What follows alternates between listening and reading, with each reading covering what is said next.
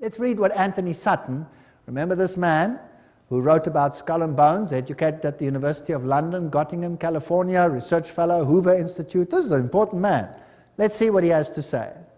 How the order creates war and revolution. Talking now about Skull and Bones, which is the Illuminati, which is the Jesuits behind the scenes, as we have seen. Operational history of the order can only be understood within the framework of Hegelian dialectic process. Hegel, the great man who said, always create two directions, thesis, antithesis, rub them up against the other. Who cares how many people die in the process? Then you have synthesis. Then you get what you actually want. From this axiom, it follows that controlled conflict can create a predetermined history. For example, when the Trilateral Commission decided managed conflict, etc., we read this quote before, so I'll just skip it. The synthesis, that's which comes together, sought by the establishment is called the New World Order. Without controlled conflict, this New World Order will not come about. Random individual action of persons in society would not lead to this synthesis. It's artificial. Therefore, it has to be created. So you hear about a war here and a war there and a revolution here and a revolution there. Revolutions have to be financed.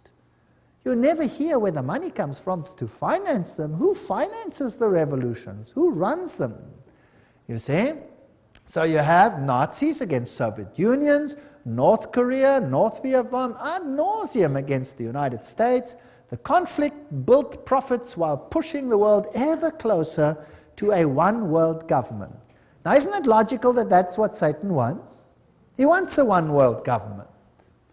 So, in Hegelian philosophy, the conflict of political right and political left, or thesis and antithesis in Hegelian terms, is essential to forward movement of history and historical change itself. Have you noticed that every country has a left party and a right party? Have you heard about that? And your country has it too, otherwise there would be no point to vote, right? Two of them. Now, let's have a look how this is worked. President Woodrow Wilson made this statement. This is now a president speaking. Some of the biggest men in the United States in the fields of commerce and manufacturing know that there is a power so organized, so subtle, so complete, so pervasive, that they had better not speak above their breath when they speak in condemnation of it. Aha, so here is a power that controls things. Karl Marx in Das Kapital posed capitalism as thesis and communism as antithesis. Now you'll have Jesuits clamoring for capitalism and you'll have Jesuits clamoring for communism. The clash of opposites must, in the Hegelian system, bring about a society neither capitalist nor communist. That's synthesis. Moreover, in the Hegelian scheme of events, this new synthesis will reflect the concept of the state as God and the individually as totally subordinate to an all-powerful state. If you don't do what the state says, sizzle fits. That's what Adolf Hitler practiced. 2.5 million Germans, sizzle fits, gone. What then is the function of Parliament? Now take note, I'm not saying this, I'm reading it. I get criticized for this statement. You cannot believe. Please don't criticize me. Write to these people. I'm just quoting. What then is the function of a parliament, a congress, for Hegelians?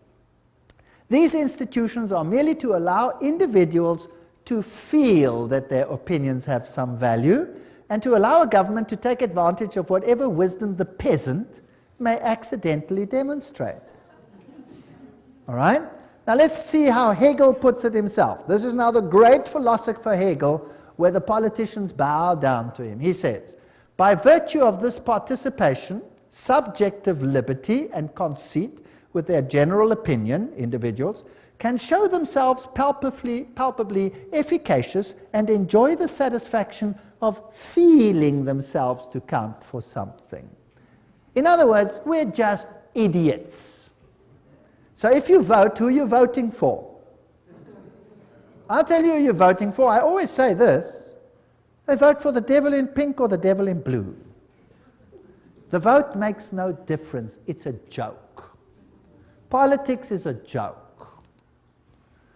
War, the organized conflict of nations for Hegelianism, is only the visible outcome of the clash between ideas. As John Dewey, the Hegelian darling of modern education system, puts it, he's in control of the whole new world education. War is the most effective preacher of the vanity of all merely finite interests. It put an end to the selfish egoism of the individual, by which he would claim his life and his property as his own or as his family's. Did you get that? Now surely Rome doesn't think like that. Oh, I'll show you papal bulls which will make your hair stand on end. New ones. Compare this to the spirit and letter of the Constitution of the United States, which says absolutely the opposite. All right? So for these elitists, the state is supreme, and a self-appointed elite running the state acts indeed as God on earth. The rest are catechumens, cattle, goyim. College textbooks present war and revolution as more or less accidental results of conflict, but they never in Western textbooks will you find the evidence that revolutions need finance, and the source of the finance, in many cases, traces back to Wall Street. Operational vehicles for conflict creation, the key to modern history is in these facts. The elitists have close working relations with both Marxists and Nazis. They play on both sides because what they have created is just a game. In this memorandum, we will present the concept that world history, certainly since 1970, reflects deliberately created conflict with the objective of bringing about a synthesis, a new world order. So let's have a look how it worked. Here's the order. The thesis is Marxist Russia, Second World War now. The antithesis, Nazi Germany. Who financed them? Who financed the Russians? Guarantee Trust Company. Who financed the Nazis? Guarantee Trust Company. And then you have Harriman, formerly of Harriman and Company, etc., etc. Same people over here. Harriman, Nazi interests. Same people finance both sides. Then you have the Bolshevik Revolution, 1917 and 1933, Hitler's ascension to power, conflict between the two, tremendous profit, and the result, post-World War II, United Nations as the first step to a new world order. There you have it. Beautifully. Financed by the same sides.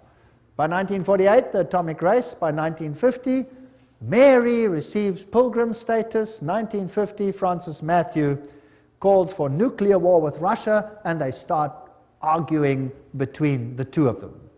Notice how many were killed by Stalin. Among the 1,766,188 victims up to the beginning of 1922, figures obtained from the Soviet documents, nearly 5,000 were priests, teachers, nuns, etc. of the Greek church. As soon as the persecution extended to the millions of Lutheran, Reformed, Baptist, Methodist, and especially Mennonite Christians, the circulation of the Bible is not only strictly forbidden, but punishable by exile. So that's what Stalin did. Stalin killed millions. We hear of 6 million Jews. Well, think in terms of 30, 40, 50 million people when you think of Stalin, the greatest mass murderer this world has ever seen.